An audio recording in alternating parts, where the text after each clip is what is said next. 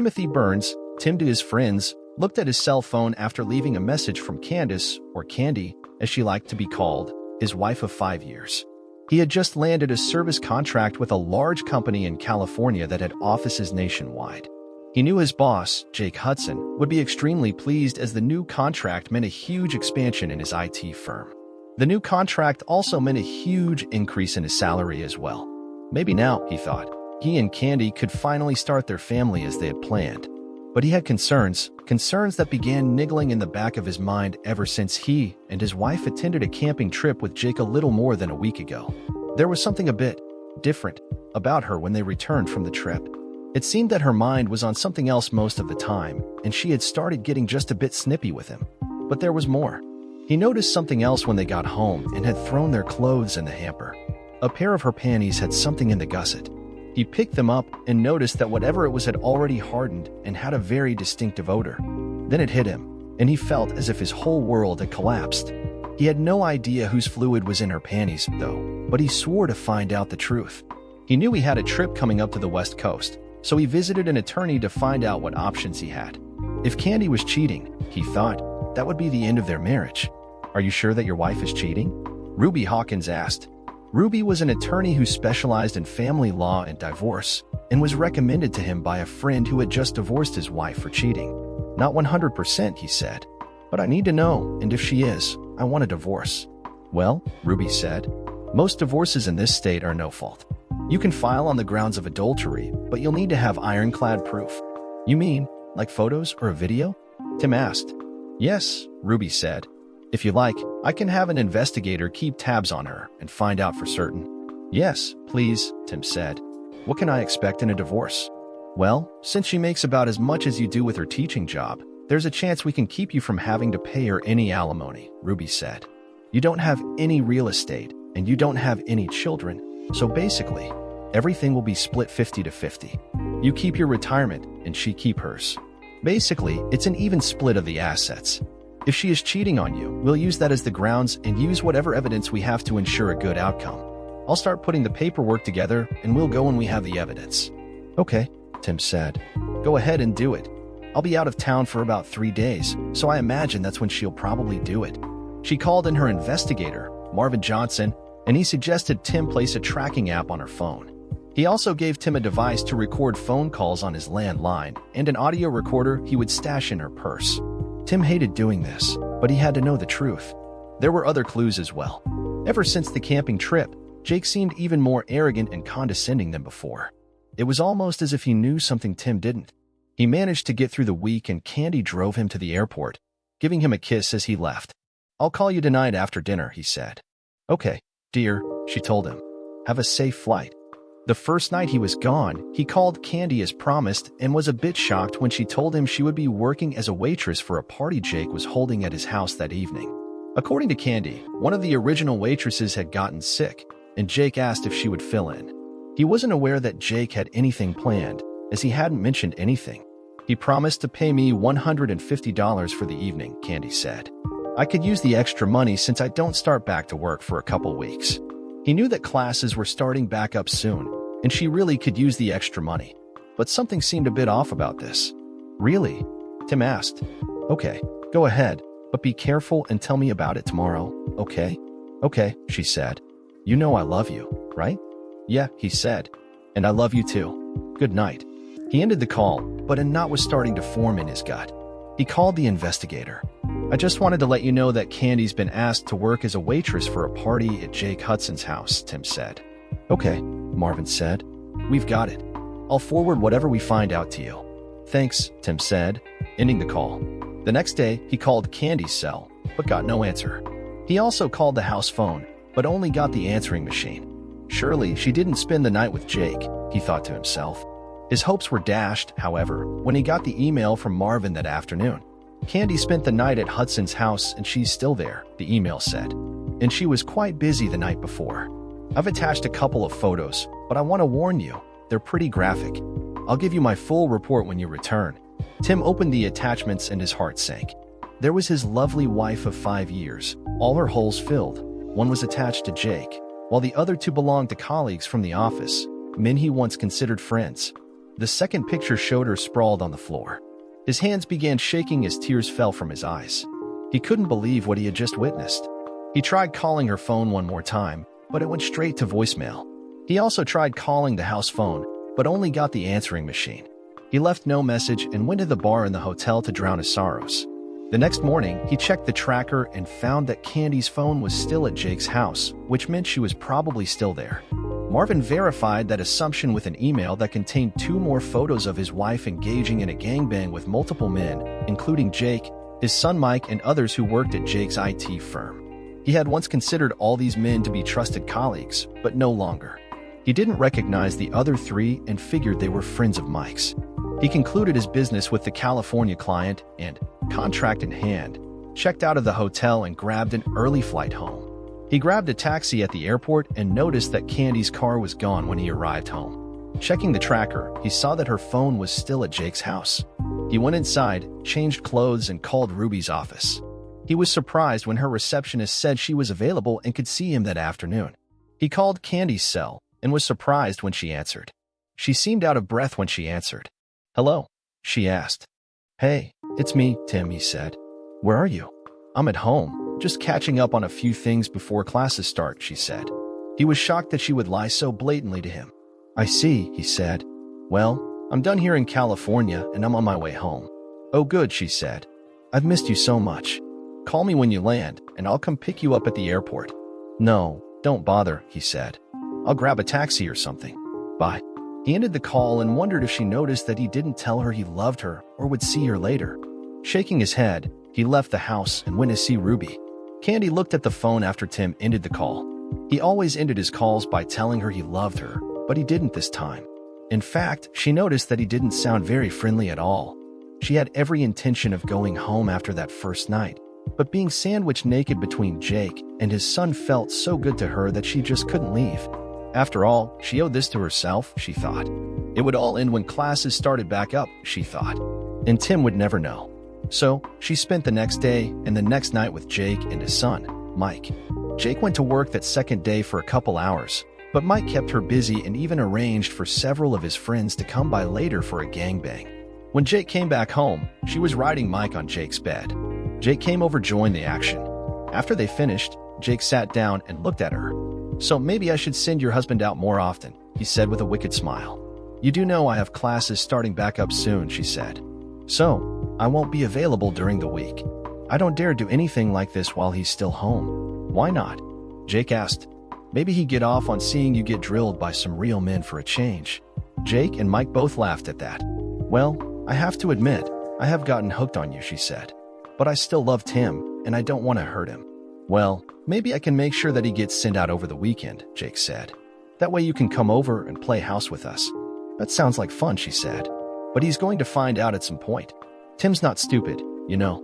"Don't worry," Jake said, picking up his camera. "I'll take care of Timmy boy. There's just one thing." "What's that?" she asked. "I don't want you to have sex with him anymore," Jake said. "You belong to us now." "Got it. But how will I do that?" she asked. "You'll figure something out," Jake said. "Make up some excuse. You know, like, I have a headache or something." "Okay, I'll try," she said. None of them ever took notice of the service van parked across the street from Jake's house, and none of them noticed the mini-cams attached to the windows that recorded all of her antics. Tim was a wreck when he saw all the evidence Marvin had gathered. In addition to photos, he had 2 SD cards full of video starring his wife performing multiple acts with multiple men, things she would never do for him. His love for her had burned away after watching her debauchery. Ruby comforted him as best she could, but it was a lost cause. After 5 years, how could she just turn into such a slut, he wondered. And what did I ever do to deserve this?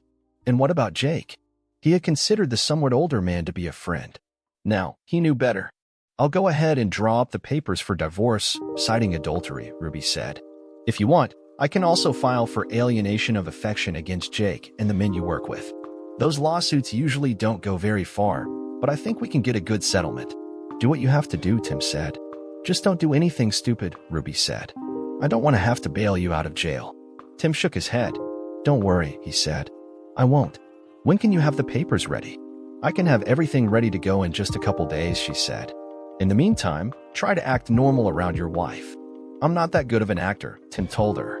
And there's no way I'm touching her ever again. God only knows what she's gotten from all those men. Tell her you're not feeling too well, Ruby suggested. That should buy you a little time. Tim nodded his head. Yeah, okay, he said before he left. Sitting in his car, he suddenly realized something else. There was no way he could work for Jake anymore. And there was no way he could tolerate being around the men who had cuckolded him. He pulled out his phone and looked through his contacts until he found the number he was looking for. He hit the number and hoped for the best. Carlson, the man at other end, said when he answered. John, this is Tim Burns, Tim said. Tim, how are you, old friend? John asked. Could be better, Tim said. Listen, is that position with Empire still open? John Carlson, an executive with Empire, had been trying for some time to get Tim on board, but Tim felt he needed to stay with Jake out of a sense of loyalty to him. That loyalty, however, was now gone. Of course it is, John said. You finally decided to come join an established company? Yeah, something like that, Tim said. Some things have come to my attention and I find I can no longer work there. I'm sorry to hear that, John said. Is there anything I can do? Just give me a job, Tim said. I promise I'll work as hard for you as I did for Jake. Of course, John said. Would Monday be okay to start? Absolutely, Tim said. Good, John said. Listen, why don't you and that pretty wife of yours come by tonight and have some of Rose's famous lasagna? We can catch up and I'll go over the compensation package with you. I'd love to, but unfortunately, I can't bring candy, Tim said. Oh, John asked. What happened? I really don't want to get into it on the phone, Tim said. I can get into it a bit tonight if you want. Sure, Tim, John said, sounding concerned. You know, Rose is a licensed counselor. Maybe she can help you if you want. That actually sounds good, John. I appreciate it, Tim said. Good, John said. I'll call Rose and let her know. Think you can come by at, say, 6:30 tonight? Sure, Tim said. 6:30 it is. Thanks again, buddy. My pleasure, John said. They ended the call and Tim felt as though a giant weight had been lifted off his back. He started his car and headed home. When he got there, he noticed that Candy still hadn't made it back from Jake's house. He grabbed his briefcase and went inside. He showered, changed clothes, and sat at his computer, where he wrote his resignation letter. Candy finally came in about 5 p.m. and noticed her husband sitting at his computer. She went to give him a kiss, but he turned his head and she ended up kissing his cheek. Surprised, she looked at him before speaking. Is everything all right? She asked. Not really, he said. I'm not feeling too well. Maybe it's jet lag or something. I don't know. I'll sleep on the futon when I get back tonight. Get back? She asked. Where are you going? I'm meeting someone for dinner, he said. Are you meeting a woman? She asked, concern in her voice. You mean, am I cheating on you? He asked her. No, I've never cheated on you in all the time we've been together, and I have no intention of doing so now. Can you say the same? She recoiled in horror. Does he know? She asked herself. No, there's no way he could ever know. Of course, I can't, she said. Tim wasn't convinced. So, how was your trip to California? She asked, trying to change the subject. Successful, he said. And how was your little job at Jake's house? It went well, she said. Even when it was hard, it was still fun. I'll bet, he said with no emotion in his voice. He looked at his watch before speaking again. I'd better get going, he told her before saving his work and shutting down his computer. He stood and walked past her without a word and went into the master bedroom, where he changed into something a bit less casual. When he came out, Candy was sitting on the couch. How long will you be gone? She asked. I don't know, he said. Don't wait up for me. Bye. He grabbed his keys and headed out the door.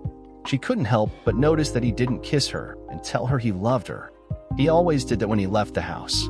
After she saw his car leave, she picked up the house phone and called Jake, unaware that her conversation was being recorded.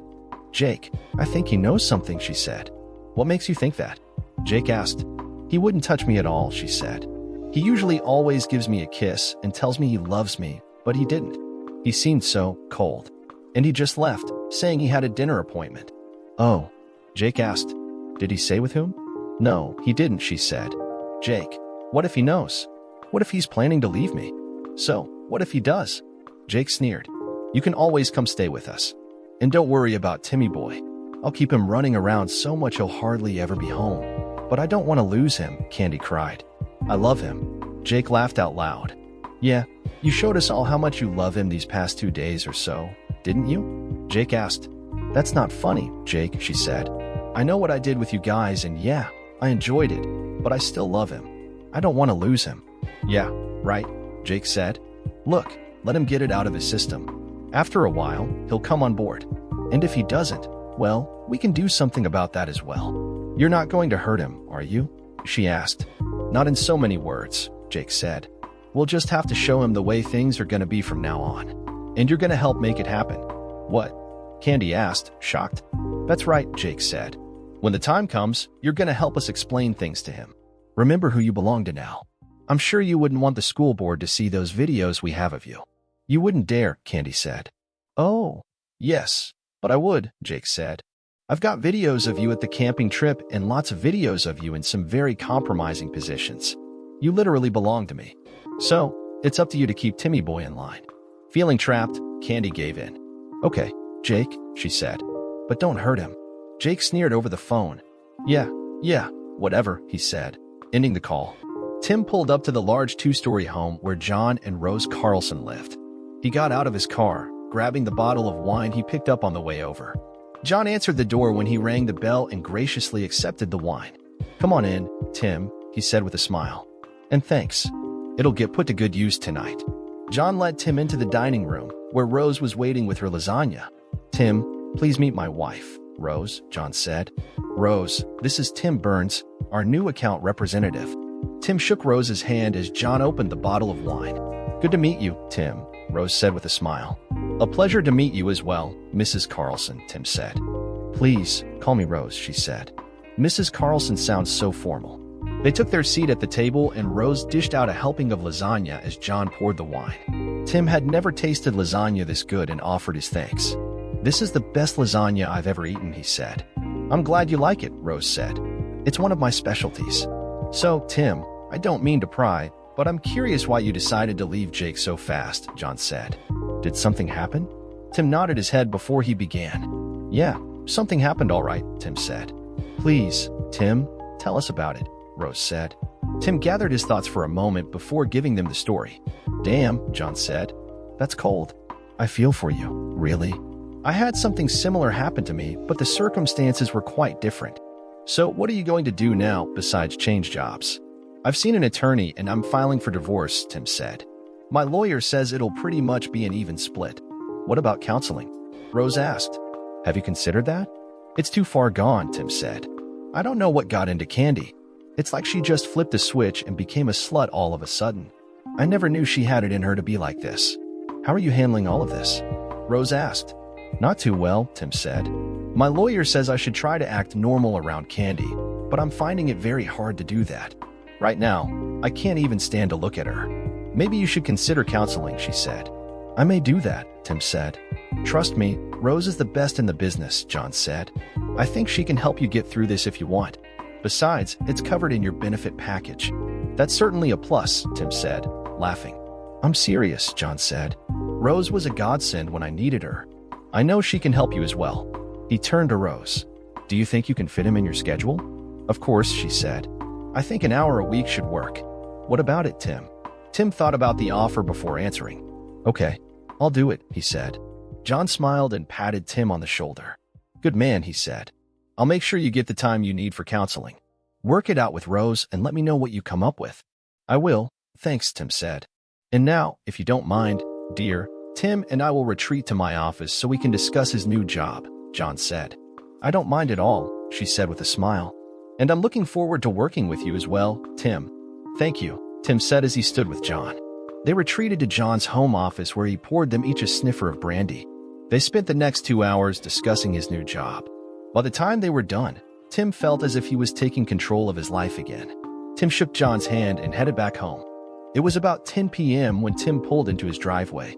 He looked and saw the lights were still on in his apartment. He hoped Candy was there by herself. He got out of his car and went into his apartment and saw Candy sitting on the couch. "So, how did your little meeting go?" she asked. "Very well, thank you," he said. "Now, if you don't mind, I'm going to bed. Good night." He went into the second bedroom where his computer was and began to get undressed. "Are you sleeping in here now?"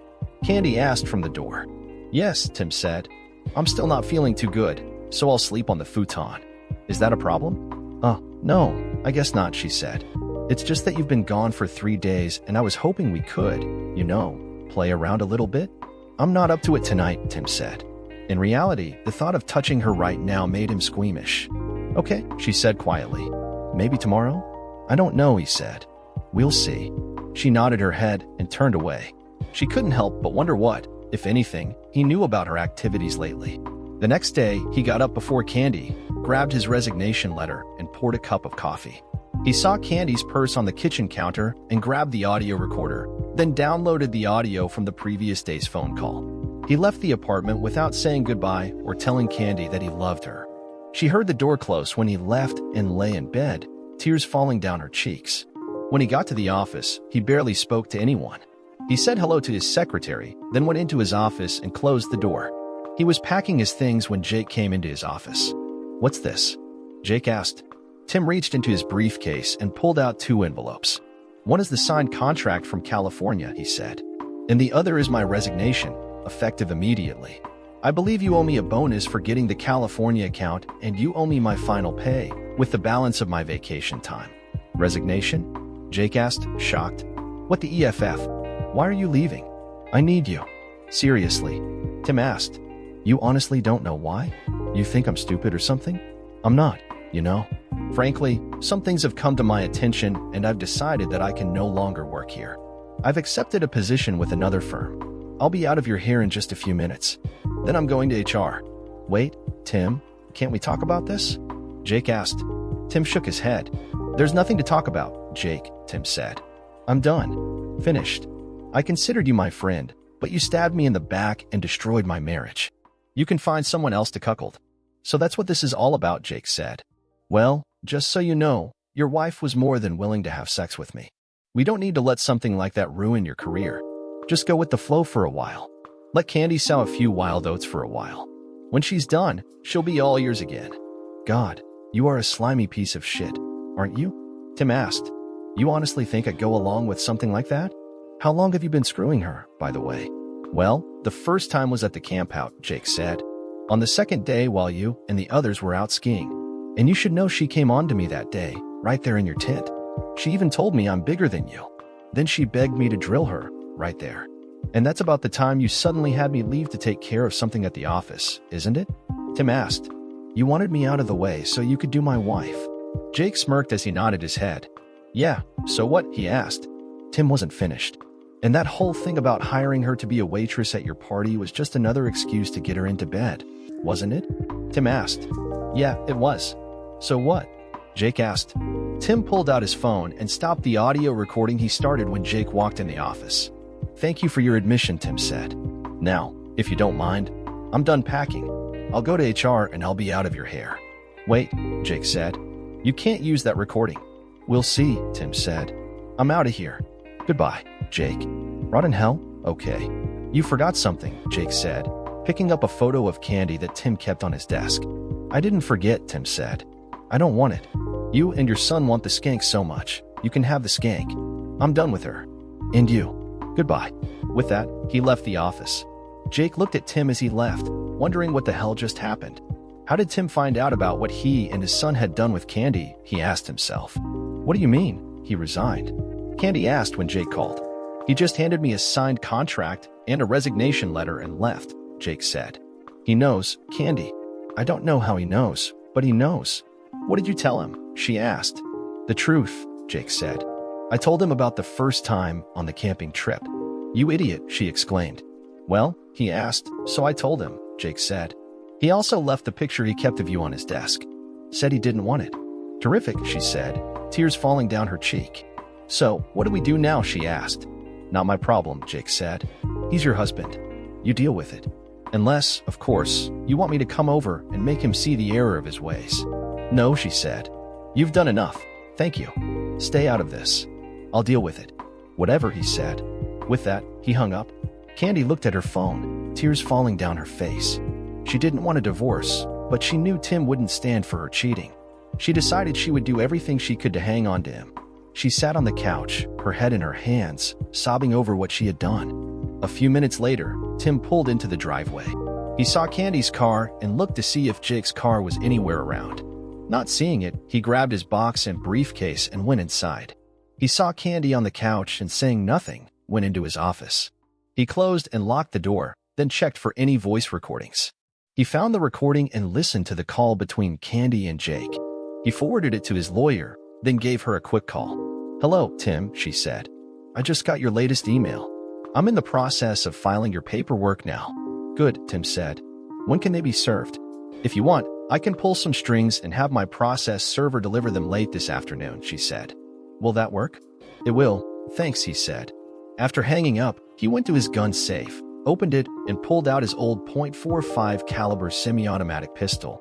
He had no plans on using it, but he didn't want any problems with Jake or Candy. He made his way into the kitchen, set his briefcase on the table, and looked at Candy. "We need to talk," he said, setting the pistol on the table so he could get to it quickly if he had to. "Is that really necessary?" she asked, pointing at the gun. "I hope not," he said. "I just want to make sure, just in case your lover decided to come barging in." "My lover?" she asked. "Don't play coy with me, bitch," he said. "I'm in no mood for your games. Now sit down. We have a few things to discuss." She sat down, scared, not knowing what her husband was planning to do. "First things first," Tim said. "Later today, someone is going to come by and serve you with papers. Divorce papers." Candy recoiled in shock. "Divorce?" she asked. "Why? I don't want a divorce. I love you." "Bullshit," Tim said. "I know all about you and Jake and his son and all the others you've been fucking these last few days. So, I filed for divorce on the grounds of adultery." "Adultery?" she asked. "You don't have any proof of that." Tim smiled as he pulled out an envelope. He dropped a few time-stamped photos, all of which clearly showed her having sex with multiple men, including Jake. "I also have video and audio," Tim said. "Would you like to watch?" She shook her head, knowing it was a lost cause. "Good," he said. "Considering the circumstances, I've been more than fair. No support. You get half of what's in the bank. We each keep our retirement, and you can have all your stuff. I've already paid off and canceled your credit card. I have a cashier's check for your half of what's left. There's also a restraining order that says you have to remain at least 500 feet away from me, my residence, and my place of work. So you have from now until you're served to pack your trash." "You're kicking me out?" she asked, tears falling down her cheeks. "That's pretty much the size of it," he said. "But what if I decide to fight the divorce?" she asked. Tim laughed. "I don't think that would be very wise," he said. "What do you think the school board would say if some of these photos and videos just happened to appear? Do you think the parents of your students would want someone like you teaching their kids?" "I know I wouldn't." "You wouldn't dare," she exclaimed. "You want to take that chance?" Tim asked. Candy looked down for a moment before shaking her head. "No," she said. "I don't. I'll need that job." "That's right, you will," Tim said. "There's a couple other things you should know." "What?" she asked, dejected.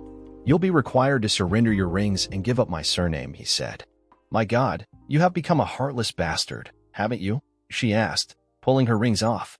"Yeah, well, you gave me good reason," Tim said. "I just want to know one thing. What happened? What made you go from being a loving, faithful wife to a walking toy for anything with a dick?" She looked down before speaking. "It happened the second day of the camping trip," she said. "You were out on the boat and I was in the tent. Jake came by and saw me. I had taken off my clothes and was laying there trying to rest when Jake came by and walked into the tent. He seemed embarrassed at first, seeing me naked like that. We started talking, and then he pulled his pants down, and that was it. So, some holy with a bigger one than mine drops his pants and you're on it like white on rice," Tim said. "And that's all it took for you to become a cheating 304. How many times did you fuck him on that trip?" "Twice," she said. "The first time when you were out water skiing, and the second time when Jake sent you back to the office." Tim shook his head and pointed at the photos. "I see that none of your lovers used any protection," he said. "Weren't you worried about getting pregnant or getting something from one of them?" "I'm still on the pill," she said. "That doesn't mean you can't get pregnant," Tim said. "And you can still get a disease. Is that what you were planning?" "Oh God, no," she said. Tim shook his head. "You know, in all the time we've been together, I've been hit on a lot by women who look like goddesses compared to you," he said. "I turned them all down. You know why? Because I thought I had a loving and faithful wife at home, and I would never do anything to hurt her. But you didn't even think about what you were doing. You didn't give a damn about what I would feel. All you wanted was a big dick. Or 10. I hope it was all worth it to you. Now, get your shit packed. I expect you to leave when you're served." "Tim, please," she began. "Can't we get some counseling? Please? I'll never do it again, I promise. Can't you forgive me this time?" I will never forgive you for what you've done, Tim said, his expression harder than she had ever seen before. From the moment Jake dropped his trousers, you were his willing 304. And I can never forgive that level of betrayal. But don't you love me enough to get past this? She asked. He shook his head. No. Right now, I can't stand the sight of you, he said. The sooner you're out of my life, the better. Now go, start packing. Whatever you leave behind will either get burned, thrown out, or given to Goodwill. Sobbing, she stood up and went into the master bedroom to pack. Tim watched as Candy brought out one full trash bag after another. She stopped once and looked at him. Can you at least help me get this in my car? She asked. Nope, Tim said. You're trash. You deal with it. And remember, whatever you leave behind will either get burned or tossed. That includes pictures and your wedding dress. You'd burn my wedding dress? She asked. My parents paid thousands for that dress. Well, then you'd better take it if you don't want it burned, Tim said. Sobbing, she carried the bag out to her car and came back for another. Damn, Tim asked himself. How much shit does she have? A couple hours later, she sat down at the bale, exhausted. I can't fit anything else in the car, she said. Can I come back later for the rest of it? Please. No, Tim said. You won't be allowed within 500 feet of the place. Ask your parents if they'll come by for it if you want. I'll hold off throwing anything out for a few days. Thank you, Tim. I appreciate that, she said. Oh my God, I just thought, what will I tell my parents? Try the truth for a change, Tim said. Tell them you cheated on me with my boss and others and I kicked you out. Seriously, she asked. They'll disown me if I do that. Not my problem, Tim said. But I guarantee you it'll be a lot worse if you try to make me out to be the bad guy or sugarcoat it with them. You know how your parents feel about lying. About that time, there was a knock at the door. I think that'll be for you, Tim said. Candy went to the door slowly and opened it to find a sheriff's deputy. Candace Burns, he asked. She nodded her head. That's me, she said. Do you have some ID? He asked. She pulled out her driver's license and showed it to him. After he inspected it, he handed it back to her, then handed her an envelope. You've been served, ma'am, he said. There's also a restraining order that requires you to vacate the premises immediately. You can sign the divorce papers now if you wish. She nodded her head and pulled out the divorce paperwork. After looking it over, she asked for a pen and signed the papers. I'll get this back to the attorney, he said. You'll need to leave now.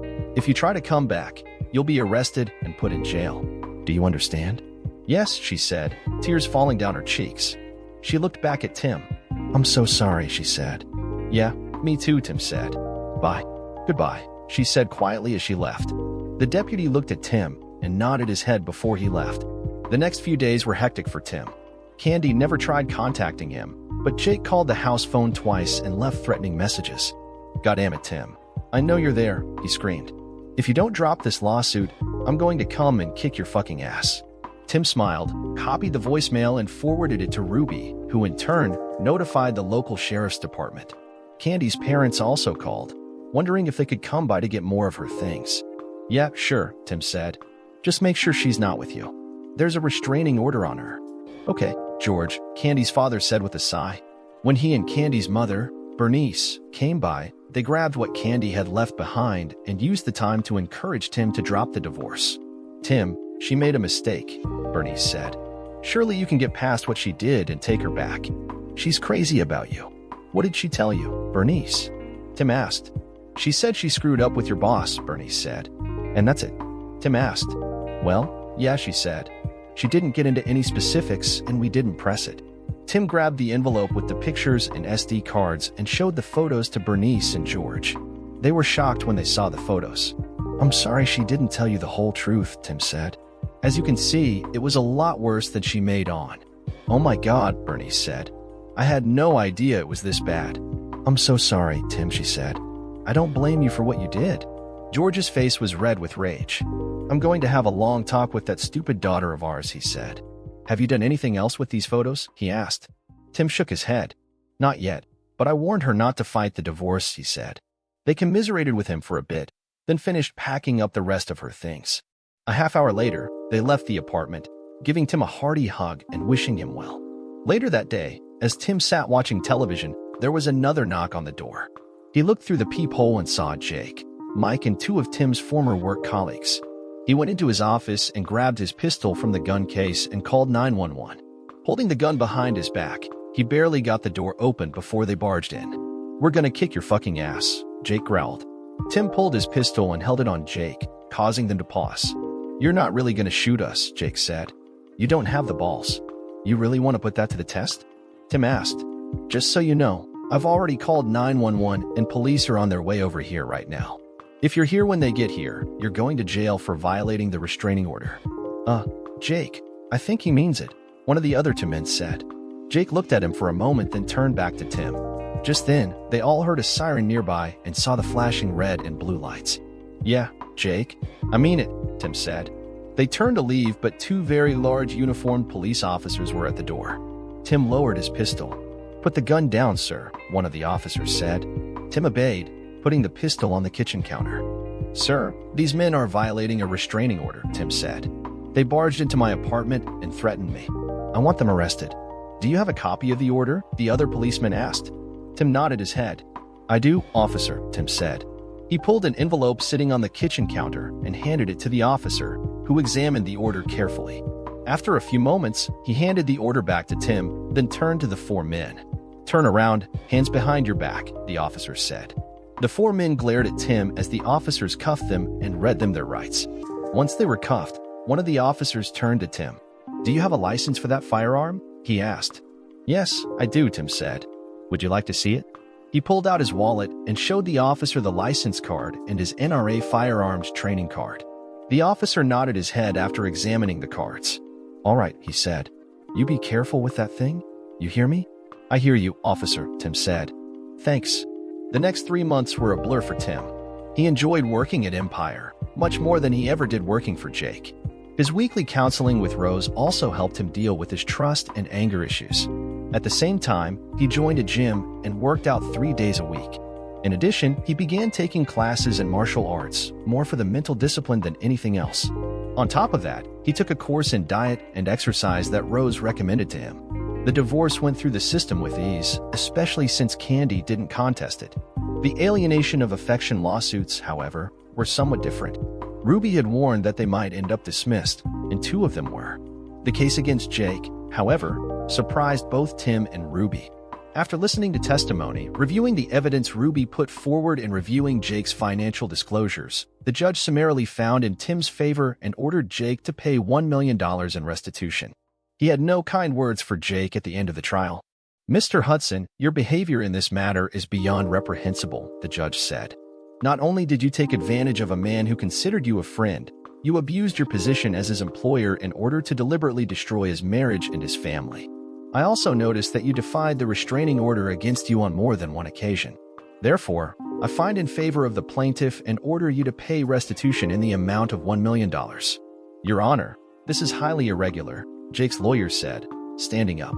"Mr. Winthrop, this court finds Mr. Hudson's behavior not only irregular, but absolutely despicable." "The order stands," the judge said. "When is this restitution due?" Winthrop asked. "Immediately," the judge said. "Unless, of course, your client would rather spend some time in jail for contempt." "No, Your Honor, my client will pay as ordered," Winthrop said, sitting back down. "Good," the judge said. "And may God help you if this check bounces." Case closed. He banged the gavel, ending the hearing.